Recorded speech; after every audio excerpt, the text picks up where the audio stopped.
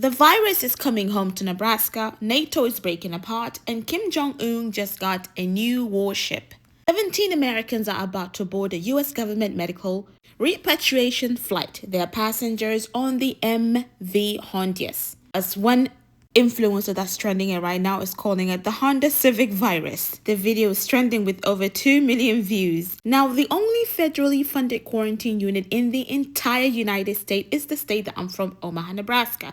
20 single occupancy room, negative air pressure systems, specifically trained staffs, the same facility that housed the Ebola patient back in 2014, if you remember, and the COVID cases in 2020. And the United States, the country now responsible for containing this outbreak on its own soil, is no longer a member of the World Health Organization, as we mentioned on our previous episode. Now let's get into the complete update. The MV Hondius, a Dutch expedition cruise ship operated by Oceanwide Expedition, began its voyage in Argentina on April 1st. The WHO is working hypothesis as Friday is the first case. A man who died on the ship 10 days after boarding was infected at the same point doing activities in Argentina and Chile before he boarded. The Andes variant of the Hantavirus is an endemic part of the South America, and he brought it into the ship. And as of May 8th, Friday, which was yesterday, the WHO confirmed 6 cases of the Andes Hantavirus and 2 probable causes. 3 people are dead, 2 confirmed cases, and 1 probable case. Now, the ship is now heading to the Tenerife in Spain's Canary Island, where it's expected to dock on Sunday, tomorrow. CDC team has already been deployed to the Canary Islands to conduct an exposure risk assessment on every American passenger individually. Based on the assessment, 17 American passengers will be placed to Omaha, Nebraska. They will be received at the National Quarantine Unit at the University of Nebraska Medical Center, or UNMC as we mostly call it as Nebraskans, managed jointly by Nebraska Medicine and UNMC. So this is not just any hospital. This is the only federally funded quarantine unit in the U.S. It has it has 20 single occupancy rooms with individual negative air pressures, the same technology used that was, to contain the Ebola and the COVID virus. The COVID patients, not virus. So staffs are, voluntary specialized team physicians, nurses, respiratory therapists, trained specifically in high-level isolation care. Now, Dr. Michelle Wedman, the unit medical director, confirmed 17 passengers are currently healthy and showing no symptoms. He said they will essentially be living normal days during their stay. A second CDC team will be deployed to Offutt Air Force Base in Bellevue, Nebraska, to support the health assessments of returning passengers. Now, here's what's not being said out loudly enough. 7 states are currently monitoring passengers who disembarked earlier and returned home. As we mentioned, the other states, Arizona, Virginia, are monitoring WOWT. Virginia Health Department said, quote, a small number of other potentially exposed Virginians might be identified in the days ahead. California has at least 1 resident who is still on the ship and has not returned home.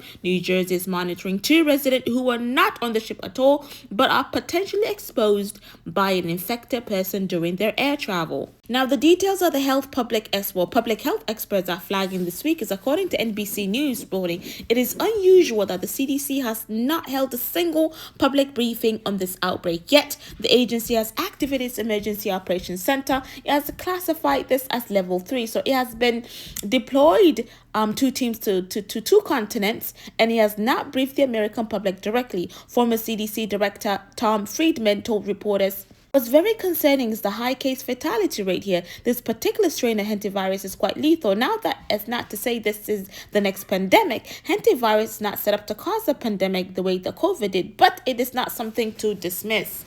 And Trump said on Friday that he believes the situation is under control. He called the virus not easy to pass on. The WHO says the overall public health risk remains low, but 17 Americans are being, flown to the only quarantine unit in the entire country, and the U.S. has no seat at the WHO table.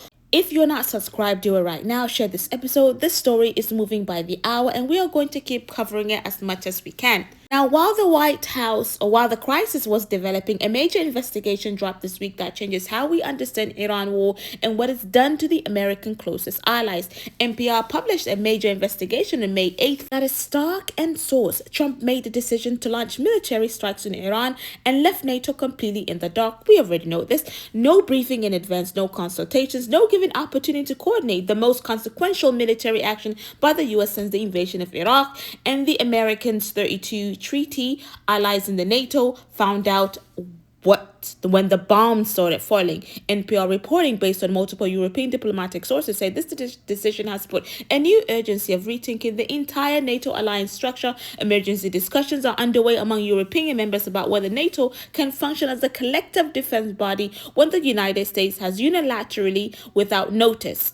Now, NATO's Article 5, the Mutual Defense Clause, is the cornerstone of alliance. It says an attack on one member is an attack on all. European members have been counting the Article 5 as a protection against Russian aggression. But now, if the US can launch a war that directly provokes Iranian retaliation against Gulf states, oil prices that surged has devastated European economies, and NATO-based countries like Italy and Spain that were asked to host the US planes without being told why, without informing its own allies, then what exactly does the collective defense mean? Then we have Kim Jong-un canvass cybersecurity attack. ABC News.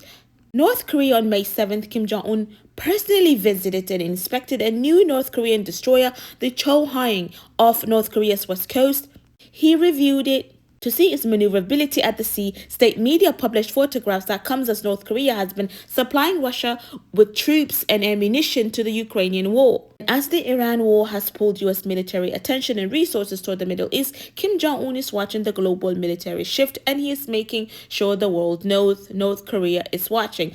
And then we have a cybersecurity attack. The hacking group Sheeny Hunters, the same group responsible for 2024 Ticketmaster breach that exposed data for 560 million people, claimed responsibility for a ransomware attack on Structure. That is the company that's behind Canvas. Now, Canvas is the learning management system used of half of the higher education institutions in North America. During finals week, students and faculty across the U.S. and Canada were locked out entirely. Canvas did come back online Friday. The hackers exploited an issue linked to free to teacher account.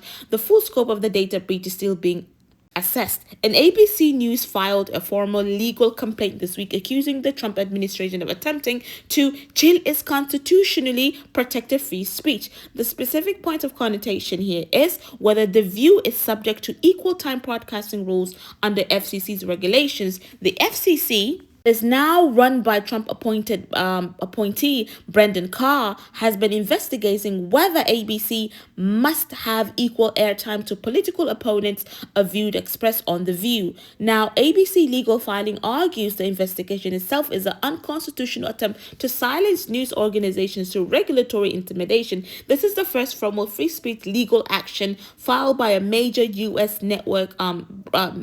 broadcast networks against the Trump administration. The Omaha Mayor said this week, Omaha is proud to answer the call. This is the city with state-of-art medical care, and national security infrastructure and desire to help. I don't know if we Omahans really feel that way, but it's okay. We dealt with Ebola before, COVID before, so let the people come and I keep thinking about the statement though. A Midwestern city stepping up to do what federal government international partnership were designed to prevent from ever becoming necessary in the first place. Now, the quarantine unit has 20 rooms. Each one has its negative air pressure, equipment, exercise, Wi-Fi. 17 people are about to spend, days in those rooms healthy. A systematic waiting, not knowing for certain whether they carry something that has already killed 3 people on the same ship. That is the human reality underneath all of this policy and politics. Now, again, if you haven't already done so, share this episode. The story is developing by the hour. Subscribe and be up to date with what's happening globally. Be up to date with what's happening domestically. Until next time, assalamu alaikum wa rahmatullahi wa barakatuh. Fi amanillah.